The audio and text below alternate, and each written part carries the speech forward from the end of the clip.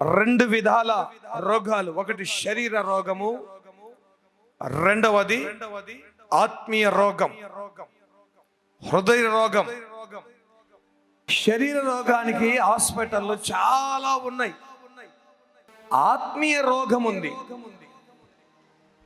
ఆత్మీయ రోగం, ఈ రోగానికి హాస్పిటల్ ఎక్కడన్నా ఉన్నాయా? అసూయ అనేది పెద్ద రోగం. దీనికి మందు ఎక్కడన్నా ఉందా? ఇప్పుడు ఈ ఆత్మీయ రోగం పోవాలంటే హాస్పిటల్ ఎక్కడున్నాయి? అసూయకు మందు ఎక్కడుంది? గర్వానికి మందు ఎక్కడుంది? గర్వం, ఇతరులను తృణీకరించడం, దీనికి మందు ఎక్కడుంది?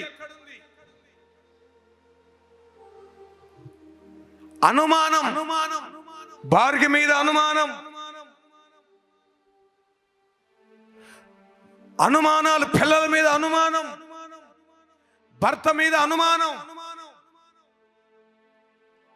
అనుమానాలకు మందు ఎక్కడుంది? కోపం, కోపానికి మందు ఎక్కడుంది? బైబిల్లో మరి యెషయా గ్రంథం 1వ అధ్యాయం 5వ వచనం. నిత్యము తిరుగుబాటు చేయుచు, నిత్యము తిరుగుబాటు చేయుచు, మీరేలా ఇంకను కొట్టబడుదురు. నిత్యము తిరుగుబాటు చేయుచు, ఇంకను ఎలాగు కొట్టబడుదురు. ప్రతివాడు నడినెత్తిన వ్యాధి కలిగి ఉన్నాడు. నడినెత్తిన వ్యాధి. నడినెత్తిన అంటే ఆలోచనలు. మనిషి ఆలోచనలు చెడిపోయాయి. మనిషి హృదయం యొక్క ఆలోచనలు, ఊహలు చెడ్డవి. ఆదికాండం 6వ అధ్యాయంలో చూడండి ఒకసారి, 6-5 వచనం. నడినెత్తిన వ్యాధి ఉంది అంటే ఏ వ్యాధి? నరుల చెడుతనము.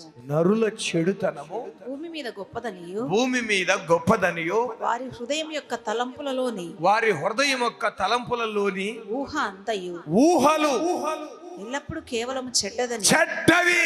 చూడండి, ఊహంతా చెడ్డవి.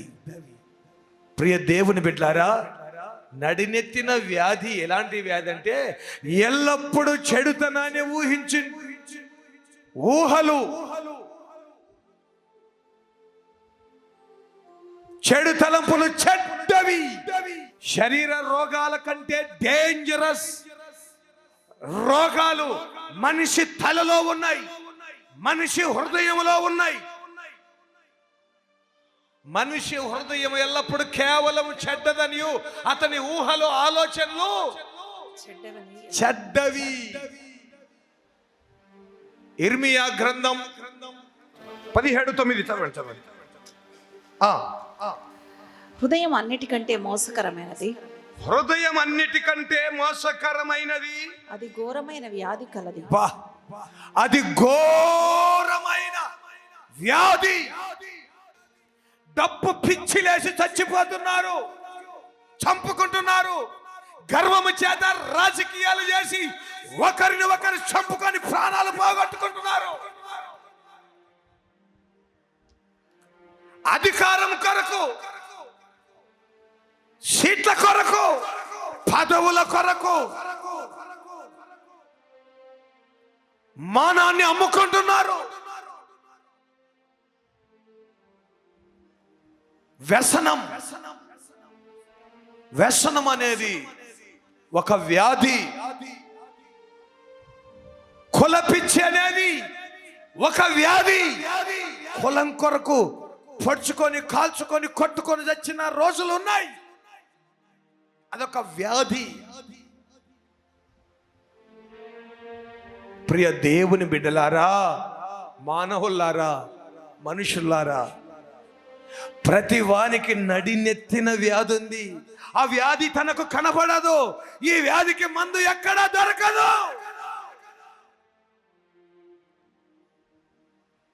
ఎక్కడ దొరకదు.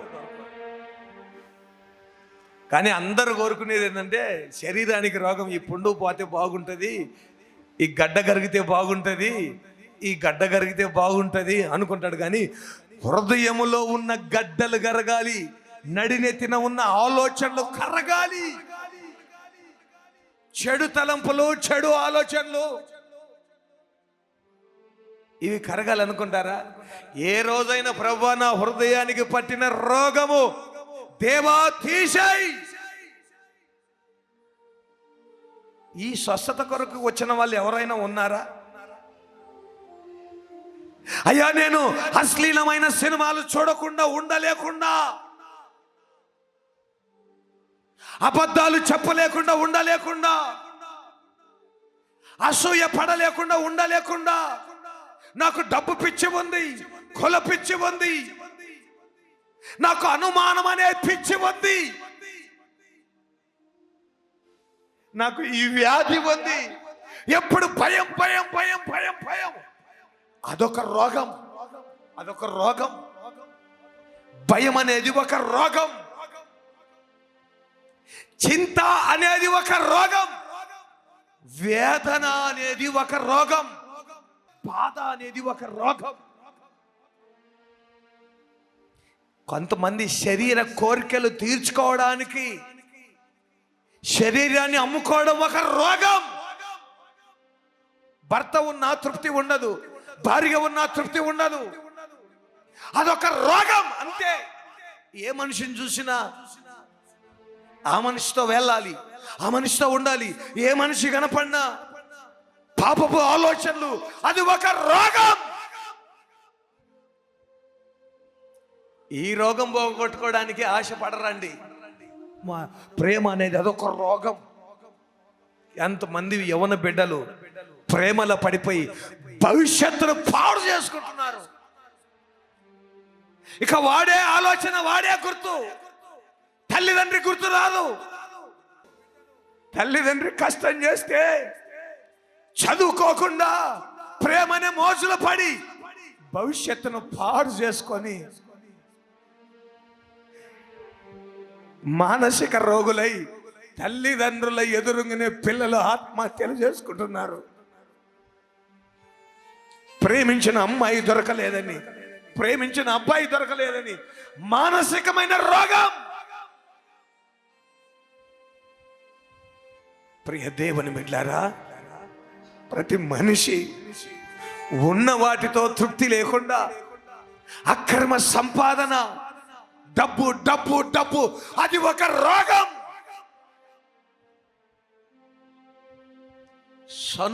సనుగుడు అనేది ఒక రోగం, గునుగుడు అనేది ఒక రోగం, పిరికితనం అనేది ఒక రోగం. కానీ ఈ రోగాన్ని గుర్తించేవాడు లేడని దేవుడే ఇర్మియాతో చెబుతున్నాడు. ఏమని చెప్తున్నాడు? హృదయం అన్నిటికంటే ఘోరమైన వ్యాధి కలిగింది హృదయం. అది ఘోరమైన వ్యాధి కలది, దాన్ని గ్రహింపగల వాడేవాడు? ఒక్కడు కూడా గ్రహించుకోలేని వాడు ఒక్కడైనా ఉన్నాడా? నాలో ఈ రోగం ఉంది, గ్రహించుకుంటున్నాడా? గ్రహించుకోగలవాడు ఎవడు? ఎవడు గ్రహించుకుంటున్నాడు? నాలో ఈ రోగం ఉంది, నాలో బూతులు మాట్లాడే రోగం, ఈ రోగం నాలో ఉంది అని గ్రహించుకునేవాడు ఒక్కడైనా ఉన్నాడా? నాలో చెడు చూపులు, చెడు చూపులు, ఏ అమ్మాయి వెళ్ళినా చెడు చూపే, ఏ అబ్బాయి వెళ్ళినా చెడు చూపే. ఈ రోగం పోవాలనుకుంటున్నావా? ఇది గ్రహించుకుంటున్నావా? నాలో ఈ రోగం ఉంది. ఏ రోజైనా దేవా నాకు ఈ రోగాన్ని తీసేయ్, ఇది ఒక రోగం అండి. ఇలా గ్రహించుకునేవాడు ఒక్కడైనా ఉన్నాడా? నాలో గర్వం ఉంది. ఒకడొచ్చి పరిశుద్ధ గ్రంథంలో చూడండి, లూకా సువార్త 18వ అధ్యాయంలో 9వ వచనం. తామే నీతిమంతులం అనుకొని తమ్ము నమ్ముకొని ఇతరులను తృణీకరించు కొందరితో ఆయన ఈ ఉపమానం చెప్పాను. వీళ్ళలో ఏ రోగం ఉంది? ఇతరులను తృణీకరించే రోగం. మేము చక్కగా ఉన్నాం అనుకుంటున్నారు,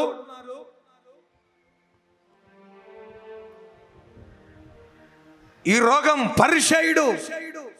పరిచయుడు దేవుని మందిరంలోనికి వెళ్ళి నేను వాణ్లాగలేను వీళ్ళలాగలేను ప్రభా, నేను చాలా చక్కగా ఉన్నాను అనుకుంటున్నాడు.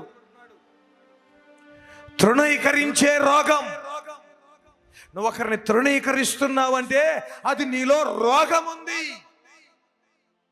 ఆత్మలో రోగం ఉన్న మనిషికి దేవుని మాటలు వినడానికి తీయగుండవు, చేదుంటాయి. అందుకే వారు దేవుని మాటలు వినలేరు. అందుకే నీలో రోగం ఉందని నువ్వు గ్రహించుకో. దేవుని వాక్యము నువ్వు చదవలేకపోతున్నావంటే నీలో రోగం ఉంది. ఆత్మీయ రోగం, హృదయ రోగం. నువ్వు వాక్యం చదవలేకపోతున్నావు, ప్రార్థన చేసుకోలేకపోతున్నావు అంటే రోగం ఉందని అర్థం. నువ్వు ఆరోగ్యంగా ఉంటే ఎంతనైనా వాక్యం చదువుతావు, ఎంతనైనా ప్రార్థన చేస్తావు, ఎంతసేపు అయినా దేవుని వాక్యం వింటావు. రోమాపత్రిక 1వ అధ్యాయం 22వ వచనం చదవండి త్వరగా. మనిషి హృదయములో వారి అవివేక హృదయం ఏమంట? అవివేక హృదయం రోగం ఉంది. అవివేక హృదయం. ఇంకా కింద చూస్తే 24వ వచనంలో అంధకార హృదయం ఏమంట? ప్రసంగి 9:3 చూడండి. అందరికీ ఒకటే గతి సంభవించును, సూర్యుని క్రింద జరుగు వాటన్నిటిలో ఇది బహు దుఃఖకరము. మరియు నరుల హృదయము చెడుతనముతో నిండి ఉన్నది. నరుల హృదయము చెడుతనముతో నిండి ఉన్నది. వారు బ్రతుకు కాలమంతయు వారి హృదయమందు వెర్రితనం ఉండును. వెర్రితనం ఏమంట? సిగరెట్లు తాగడం వెర్రితనమా లేకపోతే మంచితనమా? మీరు చెప్పండి. సిగరెట్లు తాగడం వెర్రితనమా లేకపోతే ఏంటి? వెర్రితనం. మందు తాగడం వెర్రితనం కాదా? వెర్రితనమా కాదా? ప్రియ దేవుని బిడ్డలారా, వెర్రితనం ఉంది.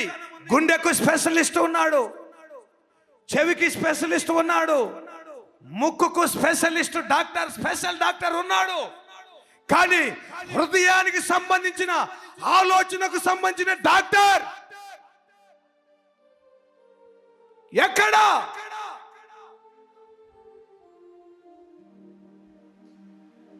అందుకే లూకా మత్తయి సువార్తలో ప్రభు అంటాడు 9వ అధ్యాయములో 12వ వచనం, ఆయన ఆ మాటలు విని రోగులకే గాని ఆరోగ్యం గల వారికి వైద్యుడు అక్కర్లేదు. రోగులకే గాని ఆరోగ్యము గల వానికి వైద్యుడు అక్కర్లేదు. ప్రియ దేవుని బిడ్డారా, ఆరోగ్యంగా ఉన్న వారికి వైద్యుడు, డాక్టర్ అవసరం లేదు. అయితే దేవుని వాక్యం సెలవిస్తుంది, ఈ భూమి మీద పుట్టిన ప్రతి మనిషికి నడినెత్తిననే వ్యాధి ఉంది. కాబట్టి నేను పాపులను పిలవవచ్చును గాని నీతిమంతులను పిలవరాలేదు. అసలు నీతిమంతులు ఉంటేగా ప్రతి మనిషిలో రోగం అనేది ఉంది, ఆత్మీయ రోగం. ప్రియ దేవుని బిడ్డారా, అందుకే ఈ ఆత్మీయ రోగాన్ని స్వస్థతపరచడానికి ప్రభు అయిన యేసుక్రీస్తు లోకానికి వచ్చాడు. హల్లెలూయా. అందులో మొదటి ప్రధాన పాపిని నేనే. బీడీలు సిగరెట్లు తాగకూడదు అనుకొని గంటకు ఒక ప్యాక్ తాగేవాడిని. మందు తాగకూడదు అనుకున్నాను కానీ మందు తాగేవాడిని. ఈ చెడు అలవాట్ల నుంచి ఎవరు విడిపిస్తారు? ప్రభువైన యేసుక్రీస్తు ప్రత్యక్షమై ఆయననే ఈ పాపము నుండి విడిపించాడు. హల్లెలూయా. నిర్గమాకాండం 15:26 వచనంలో ఏమని రాయబడింది? నీ దేవుడైన యెహోవా వాక్కును శ్రద్ధగా విని. చూడండి, జాగ్రత్తగా గమనించండి. ఇప్పుడు మనకు అర్థమైంది, శరీర రోగాల కంటే ఆత్మీయ రోగాలు చాలా ఘోరమైన వ్యాధి ఉందని, హృదయము వెర్రితనమని, తృణీకరించడము, గర్వము, అసూయ, ఇవన్నీ శరీరము కంటే, శరీరానికి వచ్చే రోగాల కంటే పెద్ద పెద్ద గొప్ప గొప్ప రోగాలు ఉన్నాయి. అనుమానము, ఈర్ష్య, అసూయ, పగ, ద్వేషం అని విన్నాం మనం ఇంతవరకు. అయితే ఇప్పుడు శరీర రోగమైన ఈ ఆత్మీయ రోగమైన ఎలా స్వస్థత పొందుకోవాలి, ఇది ప్రాముఖ్యం. మీ దేవుడైన యెహోవా శ్రద్ధగా ఆయన మాటలు వినాలి. రెండు చేతులెత్తి ఆమేన్ ఆమేన్. ఆమేన్ అంటే కలుగును గాక, అవును గాక అని అర్థం. శ్రద్ధ ఉండాలి. ఈ రోగం పోవాలంటే, శారీర ఆత్మీయ రోగం పోవాలంటే ఆయన మాట వినడానికి శ్రద్ధ ఉండాలి, శ్రద్ధ ఉండాలి. జాగ్రత్త గమనించండి ప్రియ దేవుని బిడ్డలారా. ఆయన మాటలు చూడండి, ఆయన యెహోవా వాక్కును శ్రద్ధగా విని ఆయన దృష్టికి న్యాయమైనది చేసి, మన దృష్టికి కాదు, ఆయన దృష్టికి న్యాయమైనది చేసి, ఆయన ఆజ్ఞలకు విధేయులై, ఆయన ఆజ్ఞలకు విధేయత కలిగి, ఆయన కట్టడలన్నిటినీ అనుసరించి, ఆయన కట్టడలన్నిటిని అనుసరించి నడిచిన ఎడల నేను ఐగుప్తీయులకు కలగజేసిన రోగములలో ఏది రానియను. నిన్ను స్వస్థపరిచి యెహోవాను నేనే. ఆమేన్. ప్రియ దేవుని బిడ్డలారా, ఏది రాని అని అంటున్నాడు కదా. ఇంక ఏది రాని అన్నప్పుడు స్వస్థత ఎందుకు పరచాలా? జాగ్రత్త గమనించండి. మీకు ఐగుప్తుల్లో రోగాలు ఏది రానియను, మీరు నా మాట శ్రద్ధగా విని నీతి న్యాయాలను అనుసరించి నా దృష్టికి మీరు అనుసరించి నడిస్తే మీకు రోగం ఏది రానియను అంటున్నాడు. మరి రానియను అన్నప్పుడు ఇంకా స్వస్థత ఏం అవసరమో? ఈ మాట చెప్పింది శారీర స్వస్థత కొరకు కాదు, ఇది గమనించాలి. ఇది ఆత్మీయ స్వస్థత. ఈ మాట చెప్పింది ఏంటంటే, పుట్టిన ప్రతి మనిషికి నడినెత్తిన వ్యాధి ఉంది. బాల్యము నుండి ఈ రోగాన్ని స్వస్థత పరుస్తాడో. హల్లెలూయా. కొంతమంది ఈ మాట పట్టుకొని ప్రభువా స్వస్థత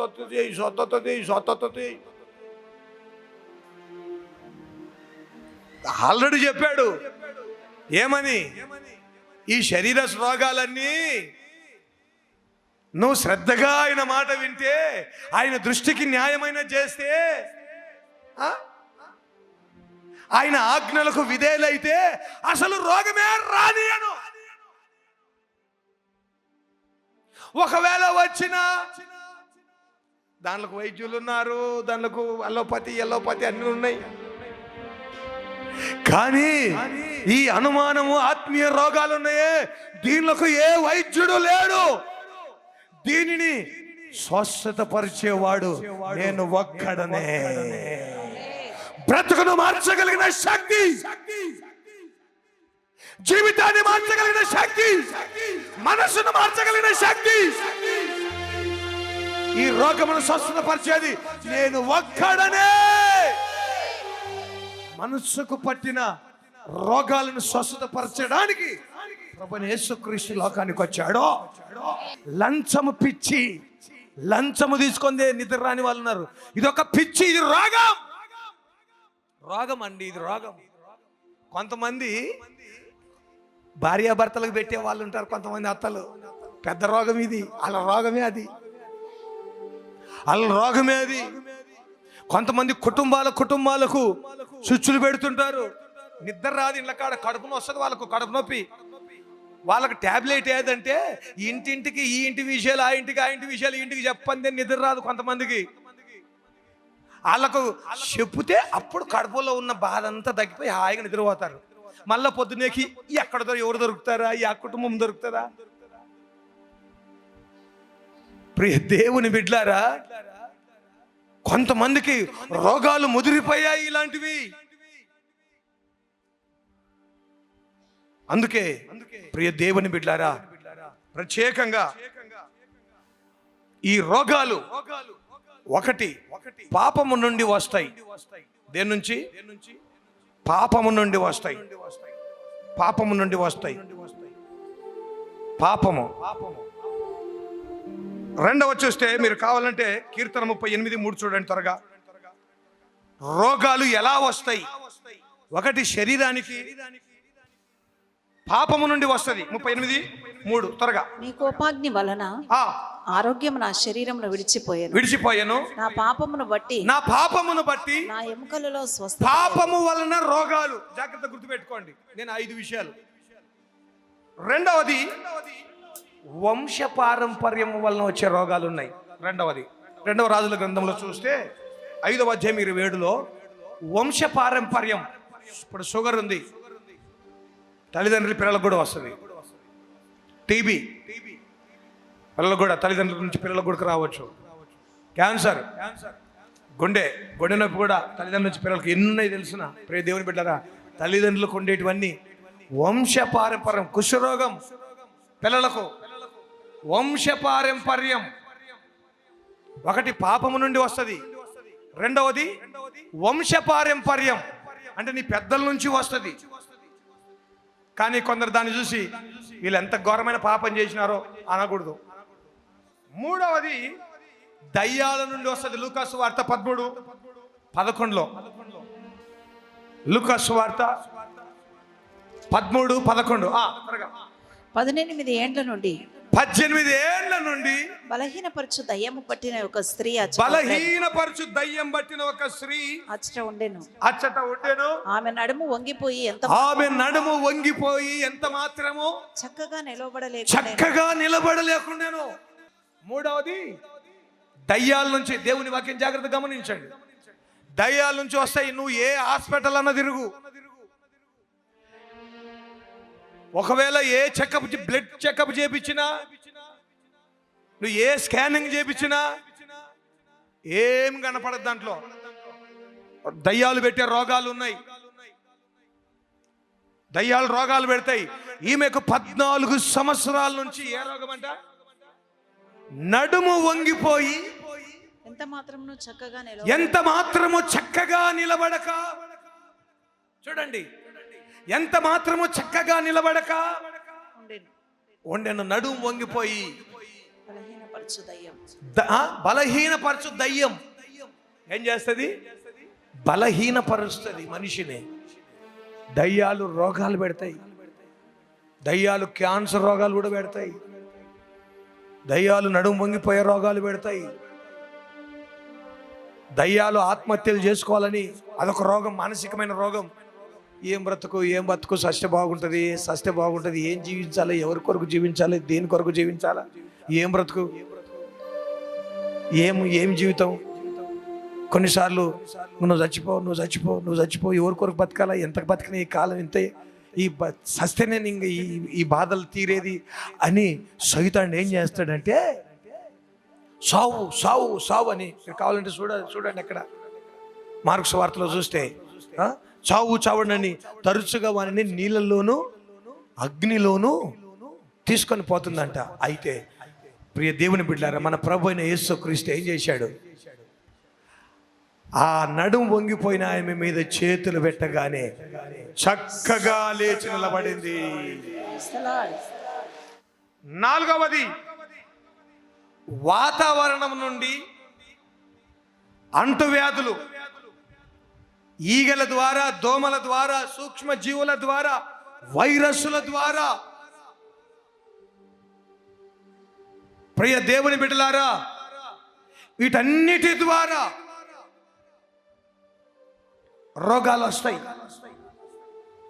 ఇక ఐదవ చూస్తే ప్రియ దేవుని బిడ్డలారా, ఇందాక చెప్పాను ఏది? ఆత్మీయ రోగం. ఏ రోగం? ఆత్మీయ రోగం. ఆత్మకు పట్టిన రోగం, హృదయానికి పట్టిన రోగం. ఈ రోగాన్ని తీసివేయడానికి, భరించడానికి పేతురు పత్రిక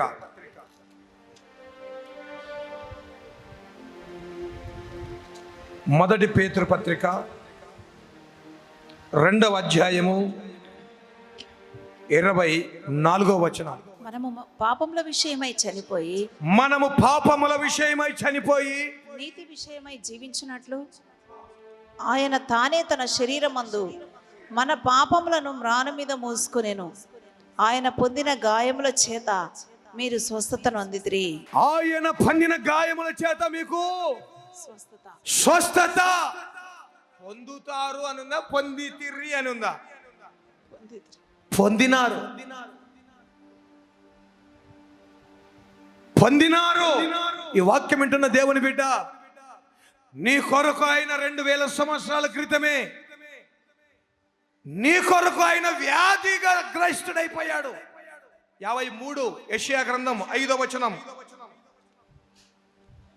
యెషయా గ్రంథం 53:5. మన అతిక్రమ క్రియలను బట్టి అతడు గాయపరచబడెను. మన అతిక్రమ క్రియలను బట్టి అతడు గాయపరచబడెను. చూడండి, పాపముల నుంచి వచ్చే రోగాల కొరకు, వంశ పారంపర్యం నుంచి వచ్చే రోగాల కొరకు, మన దోషములను బట్టి సూక్ష్మ క్రిముల ద్వారా వచ్చే రోగాల కొరకు, ఆత్మీయ రోగాల కొరకు, వాతావరణం నుండి నీళ్ళ ద్వారా, వీటన్నిటి కొరకు ఆయన మన పాపముల నిమిత్తమై గాయపరచబడెను. మన దోషములను బట్టి 3వ వచనం. మనుషుల వలన విసర్జింపబడిన వాడును, తృణీకరింపబడిన వాడును, వ్యసన క్రాంతి వాడుగాను, వ్యాధిని అనుభవించిన వాడు. వ్యాధి 30వ వచనం 10వ వచనం. అతని నలుగొట్టుటకు యెహోవాకి ఇష్టమాయెను, ఆయన అతనికి వ్యాధి కలుగజేశారు. వ్యాధి, యేసు ప్రభుకి వ్యాధి కలిగిందంట. ఆయనకేం వ్యాధి కలిగింది? వ్యాధి అనేది ఎట్లా వస్తుందని చెప్పాను. పాపముల నుండి, ఇంకా వంశ పారంపర్యం నుండి, దయ్యాల నుండి, సూక్ష్మక్రిముల నుండి, ఆత్మీయ రోగాలు. ఆరోది ఇంకోటి ఉంది, దేవుని మహిమ కొరకు కూడా వస్తుంది. ఆరోది నోట్ చేసుకోండి. ఆరోది దేవుని మహిమ కొరకు. పుట్టుగుడ్డి వ్యక్తి ఉన్నాడు, అక్కడున్న శిష్యులు, ప్రభువా వీడు పాపం చేశాడా, వీడు కన్నవారు పాపం చేశారా? ఎప్పటికైనా ఒక రోగం వచ్చిందంటే ఒక వ్యక్తిని వెంటనే మనం తీర్పు తీర్చకూడదు, వీడి పాపం నుంచి వచ్చింది కాదు. అది వైరస్ నుంచి రావచ్చు, లేకపోతే వంశపారంపర్యం రావచ్చు, దయ్యాల నుంచైనా రావచ్చు, పాపం నుంచైనా రావచ్చు, లేకపోతే దేవుని మహిమ కొరకు వచ్చిండొచ్చు. దేవుని మహిమ కొరకు వచ్చిండొచ్చు. పౌలుకు రోగం వచ్చింది, ప్రార్థన చేశాడు, ప్రభువా నా రోగాన్ని తీసేయి. దేవుడు ఏమన్నాడు? నా కృప నీకు చాలు. హల్లెలూయా. నా కృప నీకు చాలు, నువ్వు హెచ్చిపోకుండా నా కృప అది చాలు నీకు. అది రోగం ఏం చేయలేదు నేను. దేవునికి స్తోత్ర, మహిమ కలుగును గాక. దేవుని మహిమ కొరకు ఈ గుడ్డివాడు ఎందుకు పుట్టాడంటే దేవుని మహిమ కొరకు పుట్టాడు. కొన్నిసార్లు నీకు రోగము కేవలం దేవుని మహిమ కొరకే. ఎలీషా రాజుల గ్రంథంలో చూస్తే ఎలీషా రోగముతో చచ్చిపోయాడు. అతనికి పాపం నుండా లేకపోతే దయ్యాల నుండా? ప్రవక్త ఎలీషా మాట రాగానే ఎంట్రుకలు గొగ్గలు పొడుస్తాయి. ఎలీషా పవర్ఫుల్ ప్రవక్తల వాళ్ళు. ఎలీషా రోగంతో చనిపోయాడు అని బైబిల్లో ఉంది. లాజరు రోగంతో చనిపోయాడు. అందుకే శరీరానికి వచ్చే రోగం రోగమే కాదు దేవుని దృష్టిలో. ప్రైజ్ ది లార్డ్, హల్లెలూయా. ఆ రోగం కాదు, అవి రాని అని అన్నాడు. నువ్వు శ్రద్ధగా ఉండి రాని అని. ఆయనకి ఎప్పుడు వ్యాధి కలిగింది? ఆయన వ్యాధిని అనుభవించాడంట. ఏ వ్యాధిని అనుభవించాడు? యేసు ప్రభుకు రక్తం బయటికి రావడానికి కారణం ఏమి? ఒంట్లో నుంచి రక్తం బయటకు వచ్చిందంట. చూస్తే వాక్యాన్ని ధ్యానిస్తే పరిశుద్ధ గ్రంథంలో, ప్రియ దేవుని బిడ్డలారా, 22వ అధ్యాయం లూకాసు వార్త 22:44 వచనం, 43, 44.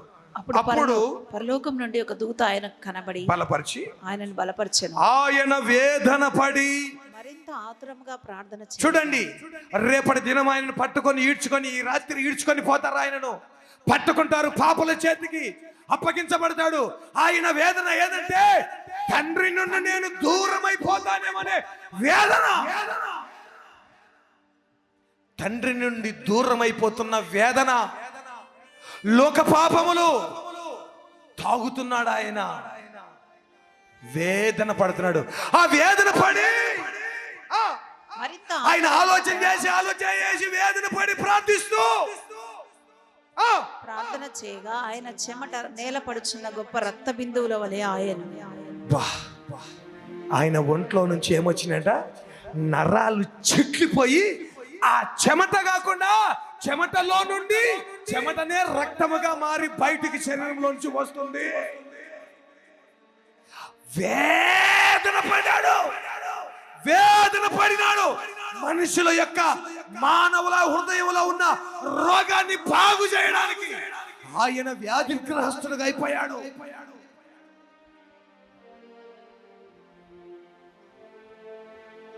ఆయన వ్యాధిగ్రస్తుడుగా అయిపోయాడు.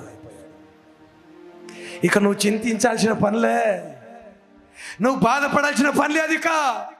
నీ బదులు నేను వేదన చెందాను, నేను వ్యాధిగ్రస్తుడు అయిపోయాను. నేను పొందిన దెబ్బల చేత మీకు స్వస్థత. నా నా మిత్రుడు లాజర్ రండి, చనిపోయినాడు, రండి వెళ్ళాడు. అక్కడ బైబుల్ ఏముందంటే, రోగాలు దేవుని నమ్ముకునికి రావా, ప్రవక్తలకు రావా, పరిశుద్ధులకు రావా, సేవకులకు రావా, విశ్వాసులకు రావా, ప్రభు నమ్ముకుంటే రావా, వస్తాయి. లాజరు, ఆయన ప్రేమించిన లాజరు రోగగ్రస్తుడై ఉండేను అని బైబిల్లో ఉంది. ప్రభు అయిన యేసుక్రీస్తు ప్రేమించాడు. ప్రేమించిన లాజరుకు ఏమొచ్చింది? రోగం వచ్చింది. ప్రేమించిన లాజరుకు. ప్రియ దేవుని బిడ్డలారా, శరీరంతో రోగంతో ఒకవేళ చచ్చినా దేవుని రాజ్యం వెళ్తాం. ఎప్పుడు? ఆత్మీయ రోగం స్వస్థత కావాలి. ఈ ఘోరమైన వ్యాధి ఉంది, ఇది బాగా కావాలి, ఇది బాగు చేయడానికి ప్రభు వచ్చాడు. ఆయన వేదన పడ్డాడు. ఆయన నరాలు చిట్లిపోయాయి, చిట్లిపోయి వ్యాధిని అనుభవించాడు. అదొక వ్యాధి. ఆయన ఒంట్లో నుంచి రక్తం వచ్చేసి, ఆయన మెదడులో నుంచి రక్తం వచ్చేసింది.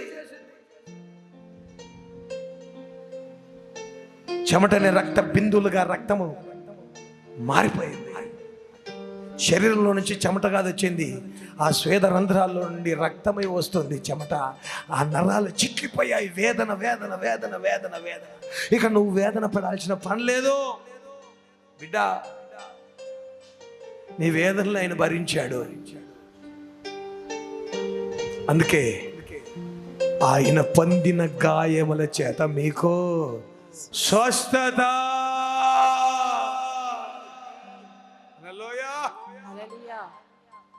స్వస్థతలు కూడా ఎప్పుడు చేస్తాడు అదొక భాగం. ఒకటి, రోగం ఎట్లా వచ్చింది, ఆ రోగమును ఎలా బాగు చేస్తాడు అంటే, కొన్ని ప్రార్థన చేసిన వెంటనే జరుగుతాయి.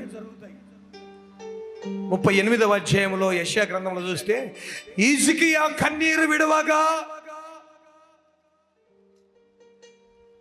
దేవుడు ఆ కన్నీళ్లు చూసి, హిజ్కియా నీకు ఆయుష్ 15 సంవత్సరాలు పెంచుతున్నాను. హల్లెలూయా. ఆయుష్ పెంచాడు. వెంటనే ప్రార్థన చేసిన వెంటనే స్వస్థత.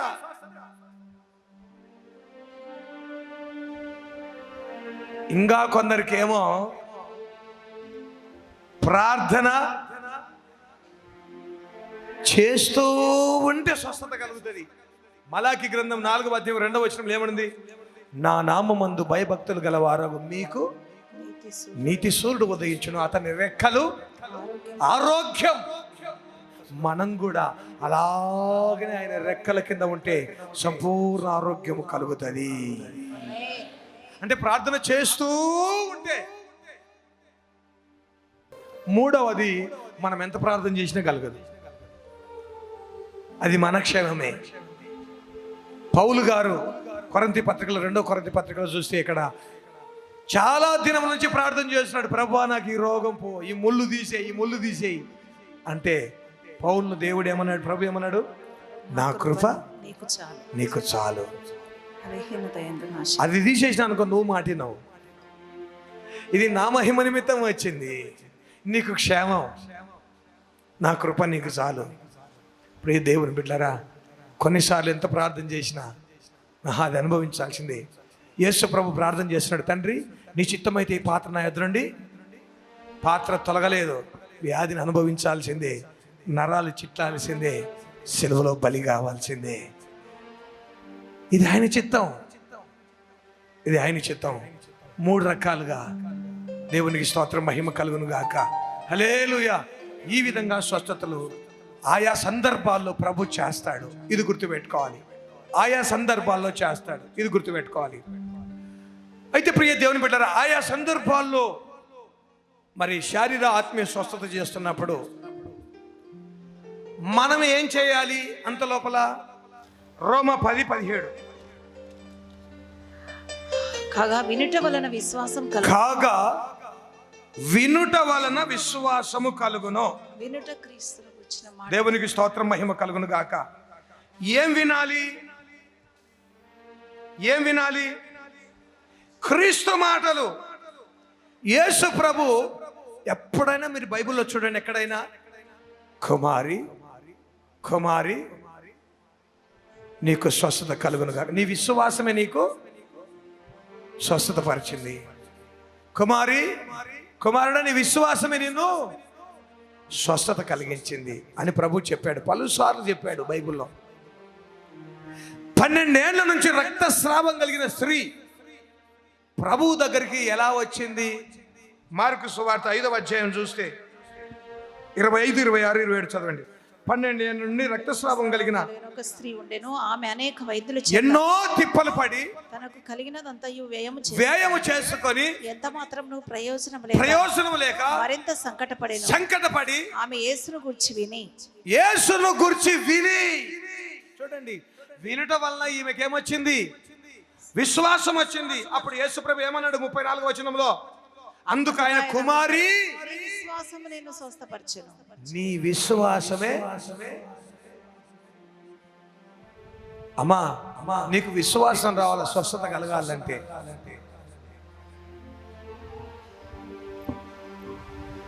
నీకు స్వస్థత కలగాలంటే ప్రియ దేవుని బిడ్డలారా, విశ్వాసం కావాలి.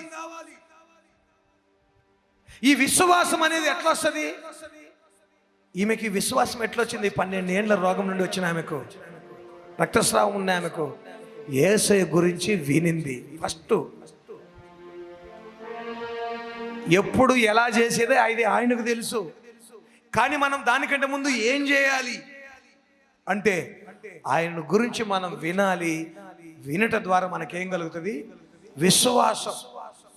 విశ్వాసం రావడానికి దేవుని వాక్యం వినాలి. దేవుని వాక్యం వినకుండా వచ్చి అయ్యా నాకు కళ్ళు తిరుగుతున్నాయి, చెవులు నొస్తున్నాయి, కాళ్ళు నొస్తున్నాయి అంటే నువ్వు బాగా అయిన తర్వాత కూడా మళ్ళీ పోయి సినిమాలు చూస్తావు, సిగరెట్ తాగుతావు, మందు తాగుతావు. నువ్వు ముందు వాక్యం వినాలి, విశ్వాసం నీకు రావాలి.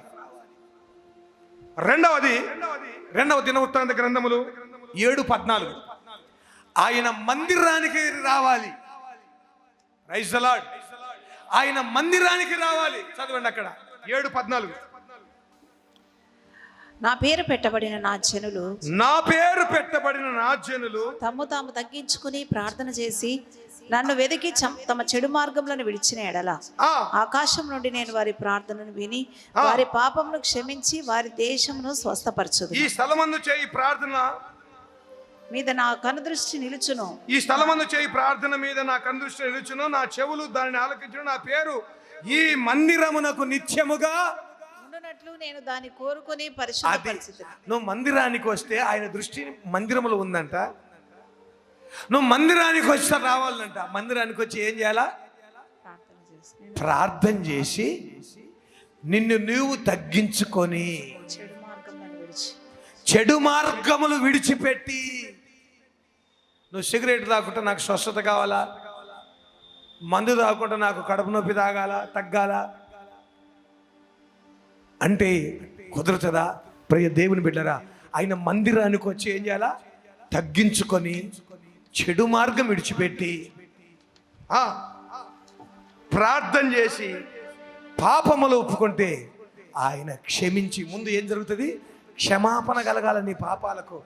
అందుకే క్రీస్తు రక్తంలో కడిగేసుకోండి పాపాలు. 3 రాత్రులు 3 పగలు ఉపవాసం అండి పాపాలు కడిగేసుకొని చెప్పేది ఎందుకు? పాపాలు క్షమించి చెడు మార్గం విడిచిపెట్టి, అప్పుడు ప్రభు అంటాడు, నేను నిన్ను స్వస్థత పరుచుదును. హల్లెలూయా.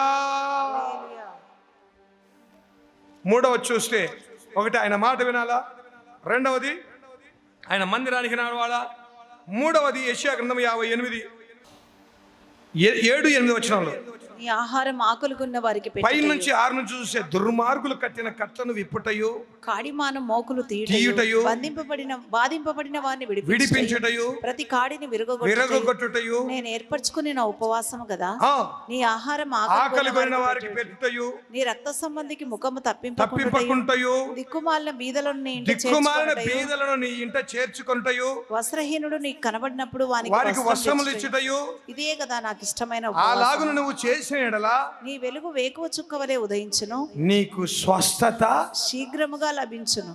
ఎట్లంట? శీఘ్రముగా నీకు స్వస్థత కలుగును. స్వస్థత కావాలంటే నువ్వు ఇవన్నీ చేయకుండా అంటే ఎట్లా కలుగుతాయి? క్రియలు ఇవన్నీ చేయాలి. ఐగుప్తులు కలుగజేసిన రోగాలు ఏది రానియను, మరి స్వస్థత పరుస్తాడు. ఎందుకు స్వస్థపరుస్తాడు? ద్వితీయోపదేశ కాండంలో ఒక మంచి మాట ఉంది. ఏదంటే 32:39 ఇదిగో నేనే చివరి మాట, నేనే దేవుడను, నేను తప్ప వేరొక దేవుడు లేడు. మృతి నొందించువాడను బ్రతికించువాడను నేనే, గాయపరచువాడను స్వస్థపరచువాడను నేనే. వీటికి వచ్చిన వాళ్ళు ఎంతమంది స్వస్థత కొరకు కావాలని వచ్చారు? చాలా మంది కదా, చేతులు తెరగా.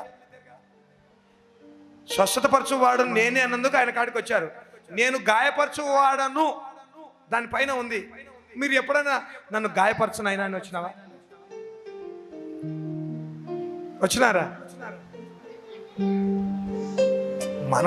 మనం ఎట్లంటే ఇదే ఘోరమైన వ్యాధి. అంటే స్వస్థత అయితే కావాలి కానీ గాయాలైతే వద్దు.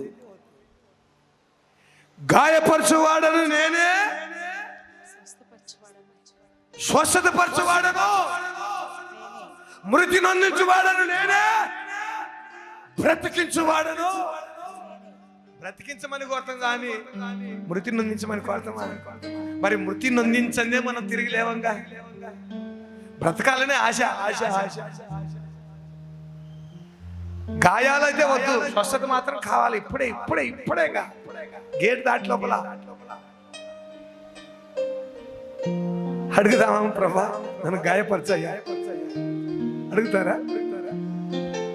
ప్రియ దేవుని బిడ్డ, స్వస్థతపరిచేవాడు గాయాలు స్వస్థతపరుస్తాడని వచ్చావు, మరి గాయం కూడా చేస్తాడని ఉంది. జాగ్రత్త. స్వస్థత కలగాలంటే కీర్తన 30వ అధ్యాయం 2వ వచనంలో ఏమని రాయబడింది? నేను నీకు మొర్రపెట్టగా నీవు నన్ను స్వస్థపరిచి. అది కొట్టాలి చెప్పండి. నేను నీకు మొర్రపెట్టగా నువ్వు నన్ను స్వస్థతపరిచేదివి. నీవు నన్ను మొర్రపెట్టగా. డాక్టర్ ఎంత మాత్రం ఉన్నా టాబ్లెట్ రాస్తాడు, కానీ దాన్ని ఆ టాబ్లెట్ సేదుగా ఉండేటి మింగాల్సింది ఎవరు? డాక్టరా మీరా? ఎవరు మింగేదమ్మా? రోగం ఉన్నోడా లేకపోతే డాక్టర్ మింగాల్సింది? డాక్టర్ ఏం చేస్తాడంటే చెవిటి ప్రార్థన చేస్తాడు ఊకే సేవకుడు.